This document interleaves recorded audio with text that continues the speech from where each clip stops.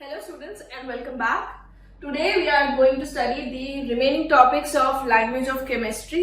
वो है हमारे पास जैसे masses और आपके पास है empirical formula and molecular formula and what is a chemical reaction, what is an equation, what information does it convey. तो वो हम पढ़ने वाले हैं आज के क्लास में.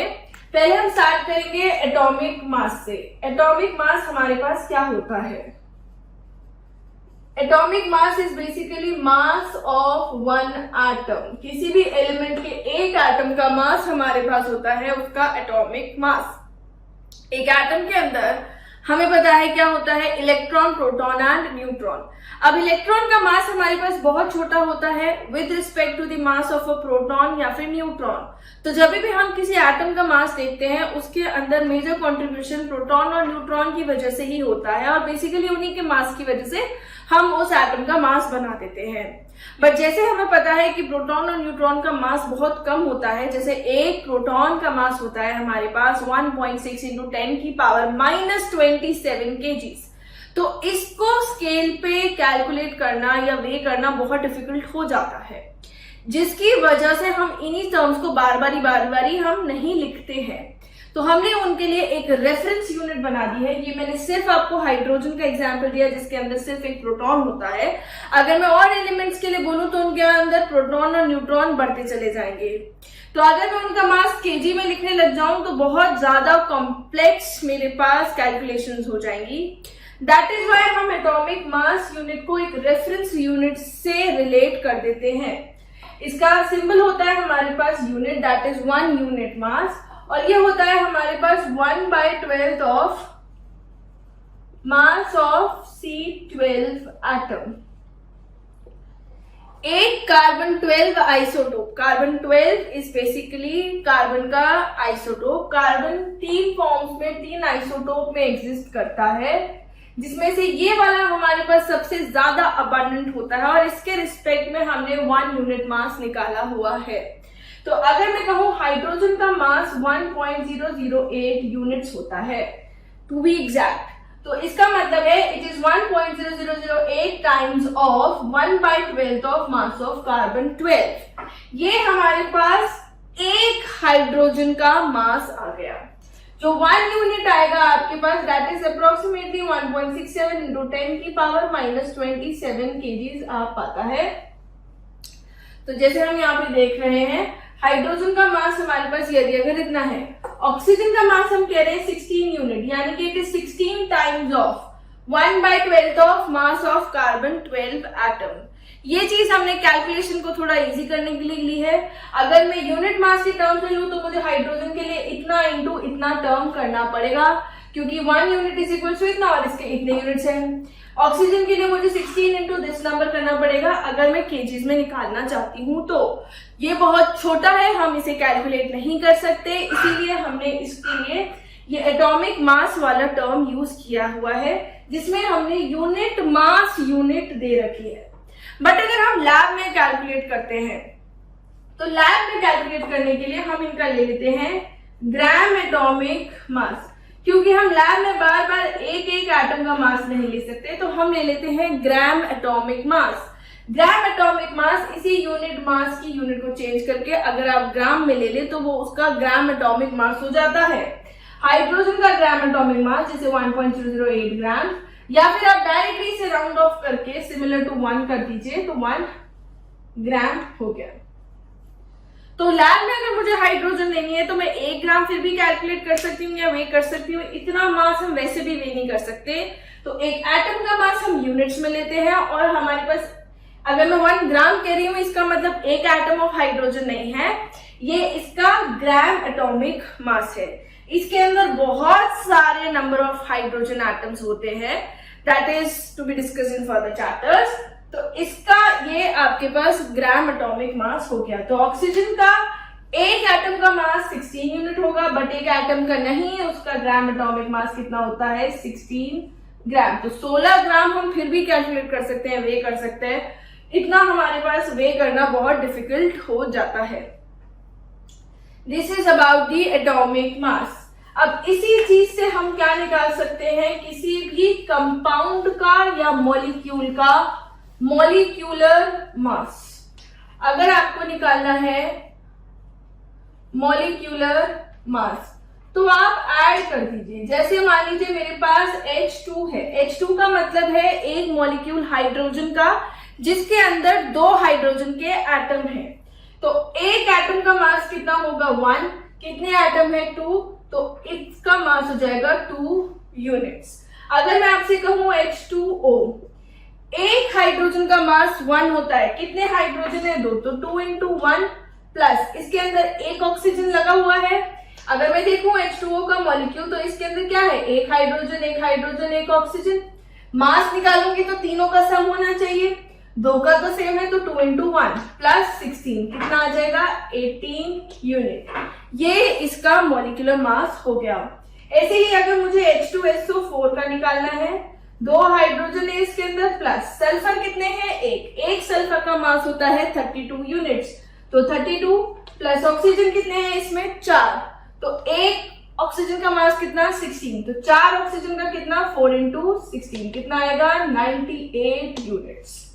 ठीक है, इस तरीके से हम क्या निकाल लेते हैं molecular mass, it is mass of 1 molecule. ऐसे ही हमारे पास ग्राम मॉलिक्यूलर मास क्या हो जाएगा, यही चीज है ग्राम। ग्राम मॉलिक्यूलर मास आपके पास एक मॉलिक्यूल का मास नहीं होता, इसका आपके पास magnitude same with the molecular mass या एटॉमिक मास रहते हैं और बाकी यूनिट इसमें क्या हो जाती है ग्राम। ग्राम यूनिट हम इसलिए कर देते हैं because it is very much easy to calculate और weigh these things in lab. तो इसमें आपके पास hydrogen will be 2 grams, H2O will be 18 grams, H2SO4 will be 98 grams। कुछ एलिमेंट्स के आपको मॉलिक्यूलर मासेस या एटॉमिक मासेस कुछ एलिमेंट्स के आपको पता होने चाहिए। They are given in your text books and please try to learn them. 2-4 मैं यहाँ पे जैसे जैसे यूज करती जाऊंगी मैं आपको बताती चली जाऊंगी। बाकी आपके पास जो बुक में टेबल वगैरह गिवन हो या मासेस वगैरह गिवन हो वहां से आप रेफर कर सकते हैं and please learn them up to the atomic number 20 by heart. 20 तक आप बाय हार्ट सारे के सारे मासेस लर्न कर लीजिए because that will be very easy to आगे क्वेश्चन सॉल्व करने के लिए। Now we are going to do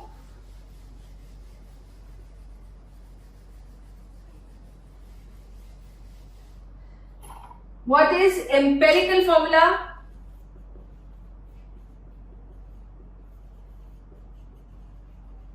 and molecular formula।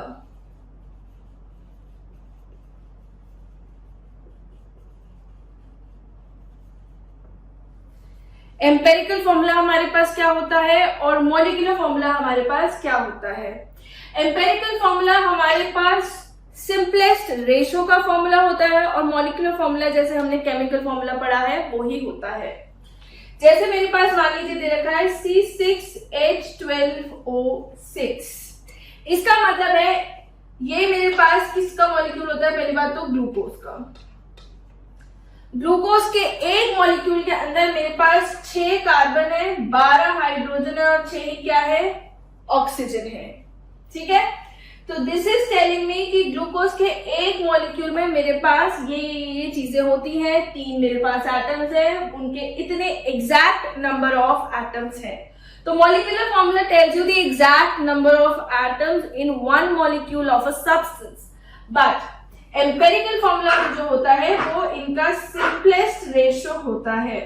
तो अगर मैं सिंपलेस्ट रेशो की बात करूं, मैं इसमें से अगर 6 कॉमन ले लूं तो सिंपलेस्ट रेशो क्या है इनका 6:12:6 चल के क्या हुआ 1:2:1। तो मैं कैसे लिख सकती हूँ इसे CH2O। ये मेरे पास क्या हो गया इसका एम्पेरिकल फॉर्मूला।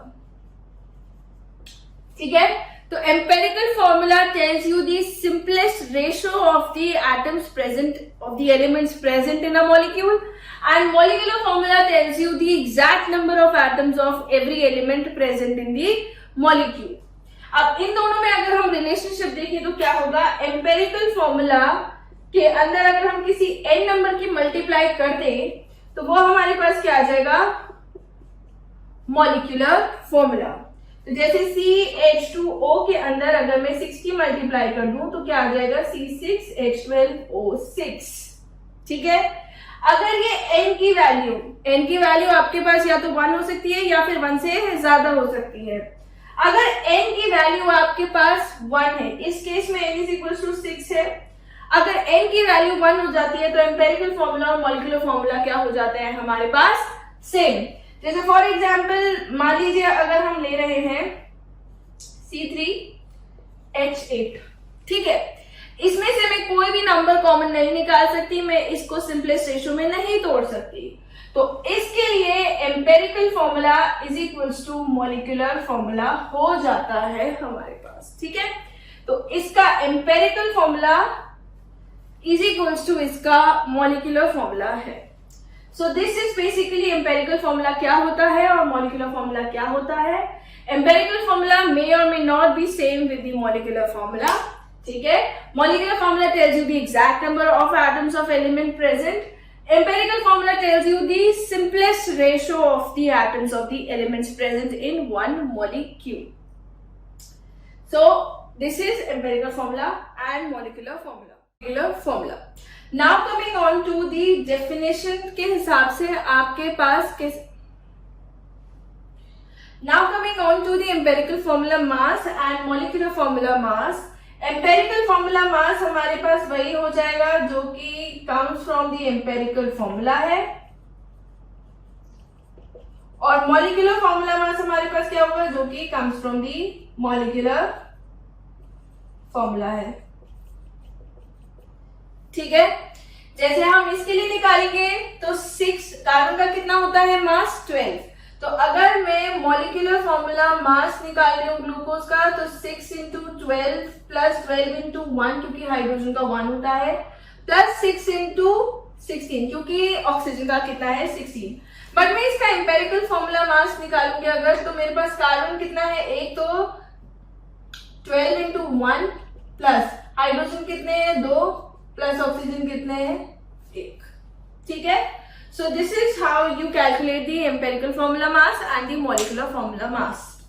नेक्स्ट हम आने वाले हैं परसेंटेज कॉम्पोजिशन पे। What is percentage composition? Percentage composition is basically कुछ भी नहीं है, जैसे आपके पास किसी भी कंपाउंड के अंदर किसी एलिमेंट का मास से कितना परसेंट है वो ही उसका परसेंटेज कॉम्पोजिशन होता है। जैसे for example in a compound ABC, मतलब ABC मेरे पास 3 एलिमेंट्स हैं, उनका कोई कंपाउंड बन रहा है ABC।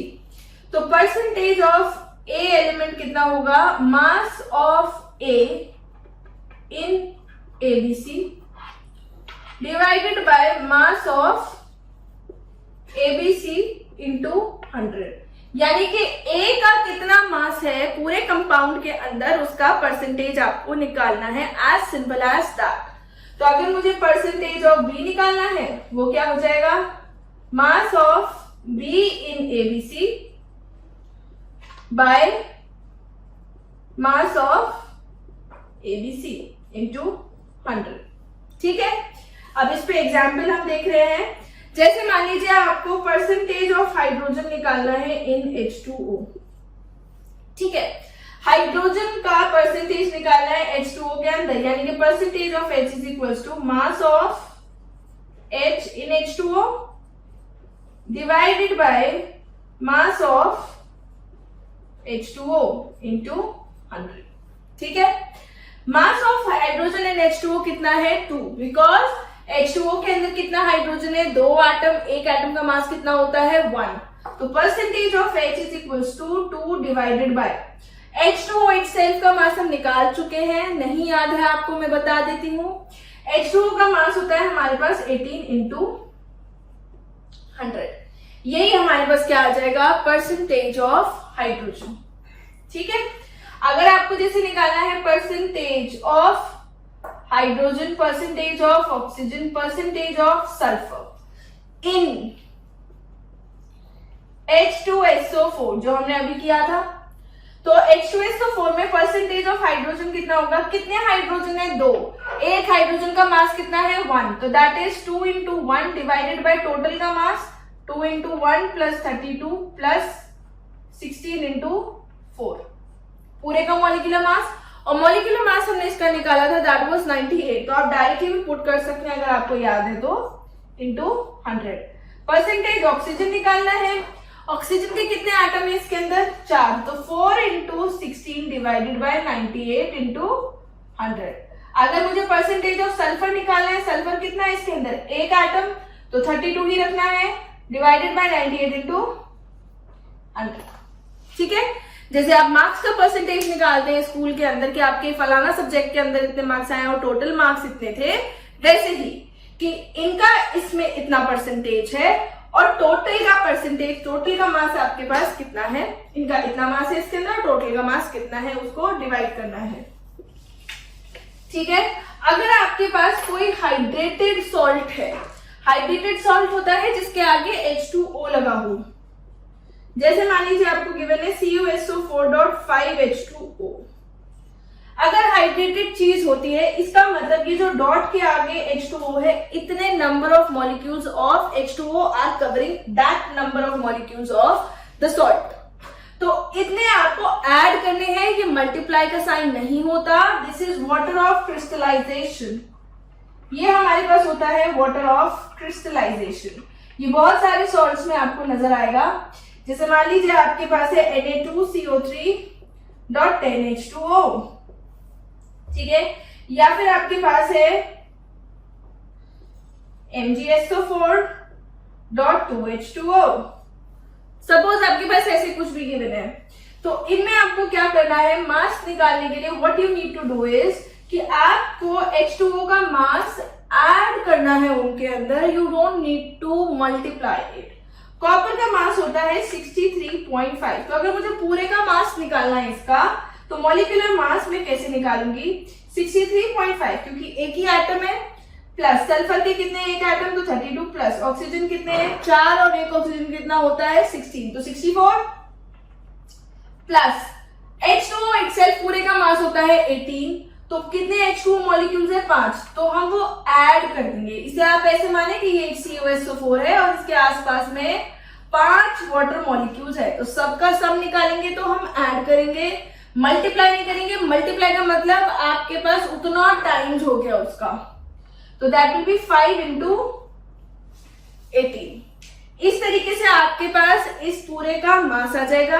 अब इसमें यदि अगर मुझसे पूछा गया है परसेंटेज ऑफ ऑक्सीजन निकालू मैं, तो ऑक्सीजन मेरे पास, पहले मैं सिंपल से स्टार्ट करती हूँ, परसेंटेज ऑफ सल्फर निकालना है। अगर सल्फर एक है हमारे पास, एक सल्फर का मास पूरे में, सल्फर सिर्फ एक है, तो एक सल्फर का मास 32 डिवाइडेड बाय ये जो मेरे पास टोटल मास आएगा, इससे मैं डिवाइड कर दूंगी, क्योंकि यही इसका क्या है टोटल का मॉलिक्यूलर मास। ठीक है, अब इसमें यदि मुझसे ऑक्सीजन का परसेंटेज पूछ लिया जाए, तो ऑक्सीजन का परसेंटेज पूछ लिया जाएगा तो भी हम सॉल्व कर सकते हैं। पूरा मास से आपको डिवाइड करना है जो भी इसका मॉलिक्यूलर मास है, ऊपर हम किससे करेंगे, कितने ऑक्सीजन है, 4 एटम ऑक्सीजन के यहाँ पे और 5 एटम ऑक्सीजन के यहाँ पे। 5H2O का मतलब है 5 water molecules and 1 water molecule have 5 atoms of oxygen. तो टोटल हम देखें तो कितने ऑक्सीजन के एटम है हमारे पास, 9 ऑक्सीजन एटम्स हैं, तो हम उसको कैसे लिख देंगे, 9 into 16 into 100। ठीक है, इस तरीके से हम निकालते हैं percentage composition of the compound, की कंपाउंड के अंदर अलग अलग एलिमेंट्स का कितना परसेंटेज प्रेजेंट है। So this is about the percentage composition.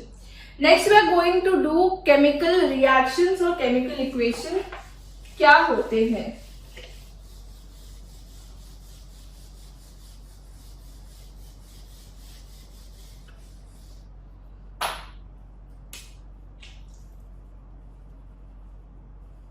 Chemical reaction and equation।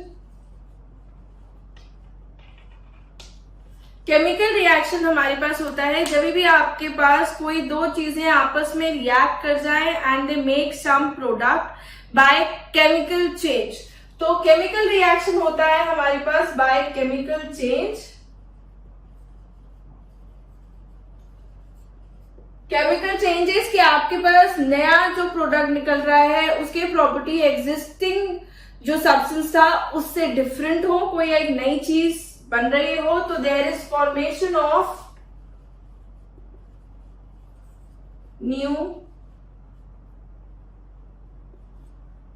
Substance.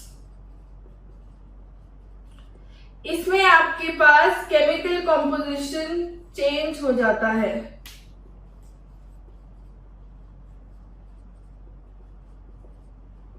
ठीक है, तो you have different chemical composition in this, that is why it is a chemical change and जो हम ये represent करते हैं वो हमारे पास क्या होती है, केमिकल रिएक्शन।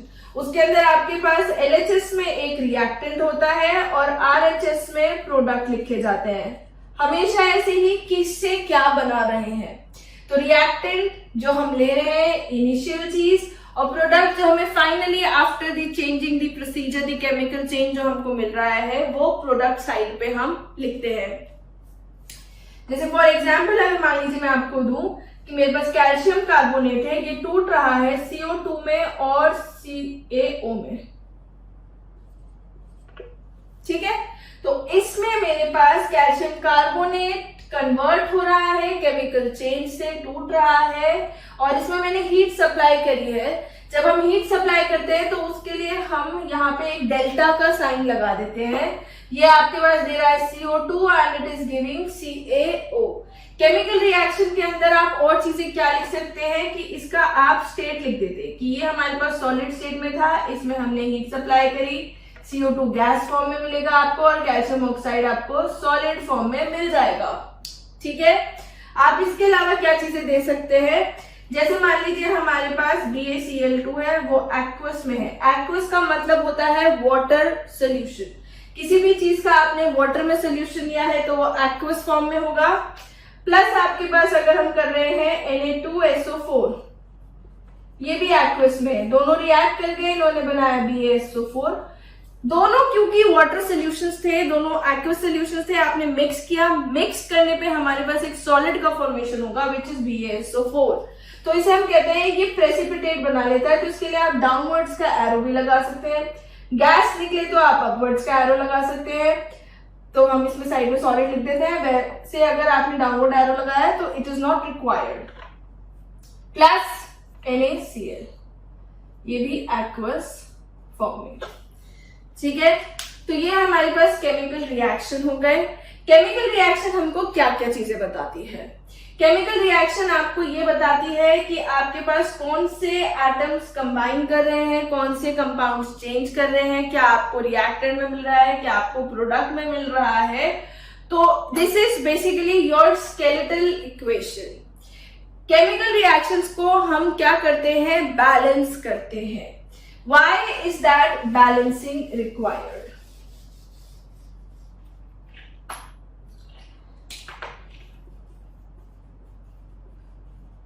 Balancing of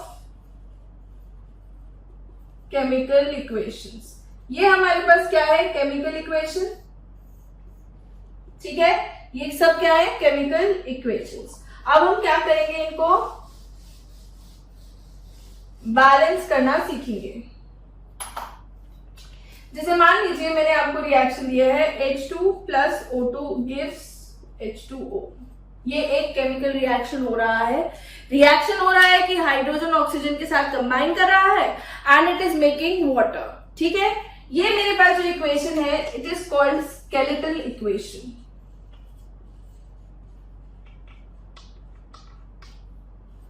ये मेरे को सिर्फ बता रही है कि हाइड्रोजन वाटर के साथ कंबाइन कर रहा है, सॉरी हाइड्रोजन ऑक्सीजन के साथ कंबाइन कर रहा है ताकि वाटर मिल जाए। ठीक है, ये इसका सिंपल रिप्रेजेंटेशन है। अगर मैं ऐसे लिख दूं hydrogen plus oxygen gives water, ये इसका वर्ड रिप्रेजेंटेशन हो जाएगा, वर्ड इक्वेशन। ठीक है, ये स्केलेटल और सिंबल वाली इक्वेशन है, सिंबल इक्वेशन है, ठीक है, इसमें मैंने सिंबल यूज करे हैं। लेकिन इसमें क्या फ्लो है, अगर मैं देखूं, यहां मैंने लिए हैं 2 एटम हाइड्रोजन के, यहां मैंने लिए हैं 2 एटम ऑक्सीजन के, पर मैं प्रोडक्ट में देख रही हूं तो मेरे पास 2 ही एटम हाइड्रोजन के मिल रहे हैं और 1 एटम ऑक्सीजन का मिल रहा है। यानी कि इस तरीके का तो नहीं हो सकता। अगर हम law of conservation of mass को देखें तो ये क्या कहता है हमारे पास, mass can neither be created nor destroyed. तो मास तो ना ही आपके पास बन सकता है ना ही खत्म हो सकता है। अगर मैं कहूं मैंने 2 एटम ऑक्सीजन के लिए हैं तो प्रोडक्ट में भी 2 एटम ऑक्सीजन के बनने चाहिए। वो 1 एटम ऑक्सीजन का कहां चला गया, ऐसे हवा में तो गायब नहीं हो सकता। तो इसका मतलब है ये इक्वेशन आपके पास अनबैलेंस्ड है। It is only giving you information कि रिएक्टेंट में क्या है और प्रोडक्ट में क्या बन रहा है। What are the conditions needed, वो भी हम इसमें डाल सकते हैं कि आपने यहाँ पे क्या गैस यूज करी है, आपने कोई कैटलिस्ट यूज किया है या आपने एनर्जी लगाई है। That is why we need to balance the reaction so that you can use the law of conservation of mass। अब इसको बैलेंस करेंगे हम। बैलेंस करने के लिए आपको हमेशा क्या करना है, कभी भी आपको नीचे वाले नंबर को चेंज नहीं करना है। ये जो हमें सबस्क्रिप्ट में गिवन है आपको कभी भी इसको चेंज नहीं करना है। यहाँ 2 है, यहाँ 2 है, यहाँ 2 है, ये ऐसे ही रहेगा। आपको हमेशा इक्वेट करने के लिए यहाँ पे किसी एक इंटीजर नंबर का यूज करना है, पॉजिटिव इंटीजर, जिस नंबर को लिखने के बाद आपके पास ये इक्वेशन बैलेंस हो जाए, ठीक है। यहाँ पे हाइड्रोजन के कितने एटम है, 2, यहाँ ऑक्सीजन के कितने एटम है, 2, यहाँ हाइड्रोजन कितने हैं, 2, और ऑक्सीजन कितना है, 1, ठीक है। अगर मैं इस 1 की 2 से मल्टीप्लाई कर दूं तो ये कितने बन जाएंगे, 2। तो मैंने यहाँ पे अगर 2 लिख दिया तो ये मेरे पास कितने बन गए, 2। यहाँ पे हाइड्रोजन कितने हो गए, अब ये भी मल्टीप्लाई बाय 2 हुआ, 2 × 2 4। ऐसा इसलिए होता है 1H2O अगर कुछ भी नहीं लिखा होता उसे हम कंसिडर करते हैं 1। तो अगर आपके पास 1H2O है that means 1 molecule of H2O। अगर 2H2O लिखा मतलब 2 molecules of H2O। 2 molecules of H2O के अंदर टोटल कितने हाइड्रोजन होंगे, 4। तो ये कितने हो गए, 4, ठीक है। एक H2O में 2 हाइड्रोजन है तो 2 H2O में 4 हाइड्रोजन होंगे। यहाँ पे आपको कुछ करने की जरूरत नहीं है, ऑक्सीजन बैलेंस हो चुका है। ऑक्सीजन यहाँ भी 2 एटम है, यहाँ भी 2 एटम है, पर मैं देख रही हूँ हाइड्रोजन यहाँ पे अब 4 हो गए। तो हम इसे क्या कर देंगे, 2 से मल्टीप्लाई, तो ये भी क्या हो जाएगा हमारे पास, 4, ठीक है। अगर आप बिना इस चीज के बैलेंस कर सकते हैं तो बहुत अच्छी बात है। अगर आप ऐसे बैलेंस नहीं कर सकते तो आप मतलब बिना इसको देखे नहीं कर सकते, तो आप इस तरीके से करें कि सबके नंबर ऑफ एटम्स को नीचे लिखें और फिर उसके बाद उसमें मल्टीप्लाई करते जाएं जैसे जैसे आप इसके कोफिशिएंट को बढ़ाते चले जा रहे हैं, ठीक है। एक आध एग्जाम्पल और देखते हैं। जैसे मान लीजिए हमारे पास है KClO3, ये दे रहा है KCl + O2, ठीक है। पोटेशियम यहाँ पे कितना है, 1, क्लोरीन कितना है, 1, ऑक्सीजन कितने, 3। यहाँ पोटेशियम कितना है, 1, क्लोरीन कितना है, 1, और ऑक्सीजन कितने हो गए, 2, ठीक। अगर मैं देखूं तो मुझे किसको बैलेंस करना है, ऑक्सीजन को। ऑक्सीजन यहाँ 3 है और यहाँ 2 है, दोनों को सेम बनाने के लिए मुझे दोनों को आपस के नंबर से मल्टीप्लाई करना पड़ेगा। अगर मैं 2 को मल्टीप्लाई कर दूं 3 से तो मेरे पास कितना हो जाएगा, 6, यानी कि मैं यहाँ क्या लगा दूं, 3। यहाँ मैं 3 से मल्टीप्लाई कर दूं 2 की तो ये क्या हो जाएगा मेरे पास 6, तो मैं यहाँ पे मल्टीप्लाई कर दूं 2 से। बीच में तोड़ के आपको कोई नंबर नहीं डालना है, इंडिविजुअली कंपाउंड नहीं टूटेगा। तो यहाँ मैंने 2 मॉलिक्यूल ले लिए। अब इससे क्या हुआ, पोटेशियम की मल्टीप्लाई बाय 2 हो गई और क्लोरीन की मल्टीप्लाई बाय 2 हो गई, तो दोनों कितने हो गए, 2 2। तो मैं यहाँ कर सकती हूँ यहाँ मल्टीप्लाइड बाय 2 और यहाँ पे मल्टीप्लाइड बाय 2। तो मैं क्या कर दूं, ट्वाइस ऑफ KCl में ले लेती हूँ, ठीक है। तो यहाँ पे हमारे पास ये इक्वेशन भी क्या हो गई है, balance. This is how you need to balance the equations. आपको सबके नंबर ऑफ एटम्स आप नीचे लिख सकते हैं, फिर उन्हें मल्टीप्लाई करते जाएं। जिस नंबर से आप मल्टीप्लाई करेंगे वो कोफिशिएंट में आएगा, नहीं नीचे नहीं जाएगा, नीचे लगाने से कंपाउंड का नेचर बिल्कुल चेंज हो जाएगा। जैसे फॉर एग्जांपल अगर मैं लूं कार्बन मोनोऑक्साइड और मैं कार्बन लूं डाइऑक्साइड, तो दोनों ही बिल्कुल अलग अलग गैसेस हैं। इसमें एक ऑक्सीजन है, इसमें दो ऑक्सीजन है, दोनों अलग हैं। तो इसलिए ऐसा नहीं करेंगे कि नीचे का नंबर चेंज करेंगे, सब्सक्रिप्ट का नंबर आप कभी भी चेंज नहीं करेंगे, आप हमेशा इसमें कोफिशिएंट की जगह पे नंबर अप्लाई करेंगे। This is how you need to balance the chemical equations. और इनको बैलेंस करना इसलिए जरूरी है क्योंकि mass can neither be created not destroyed. तो अब इससे मुझको पता क्या चल रहा है बैलेंस्ड इक्वेशन से, सिग्निफिकेंस ऑफ बैलेंस्ड इक्वेशन या फिर uses of the balanced equations, इसके सिग्निफिकेंस क्या है।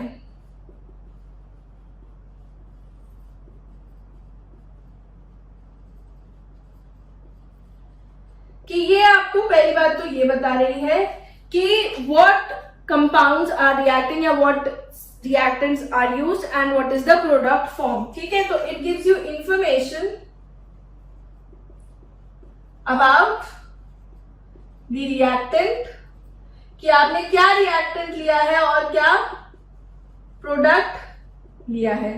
ठीक है, ये आपको बताती है क्या नंबर ऑफ मॉलिक्यूल्स आपने यूज किए हैं, information about the number of molecule of reactants used and product formed, कितना आपके पास प्रोडक्ट बन गया है। जैसे फॉर एग्जांपल मैं इसी रिएक्शन को देखूं H2O वाली को, ठीक है, मैं एक बार और लिख लेती हूँ इस रिएक्शन को। अगर मेरे पास है twice of H2 plus O2 gives twice of H2O, दो हाइड्रोजन के मॉलिक्यूल H2 के दो मॉलिक्यूल एक मॉलिक्यूल ऑक्सीजन के साथ कंबाइन करते हैं ताकि मेरे पास क्या बन जाए ट्वाइस ऑफ H2O। ठीक है, तो it gives you information about the number of molecules of reactant and product form. ये आपको ये बताती है आपने क्या रिएक्टेंट लिया है, कितने प्रोडक्ट बने, number of reactants and number of product भी आपको बताती है। आप चाहें तो इस चीज को भी लिख सकते हैं। ऑल्सो आप इसके मास रिलेशन भी बताती है ये आपको। जैसे हाइड्रोजन के एक एटम का मास होता है 1, यहाँ पे कितने एटम हो गए 4, तो 4 ग्राम या 4 यूनिट अगर मैं ले लूं।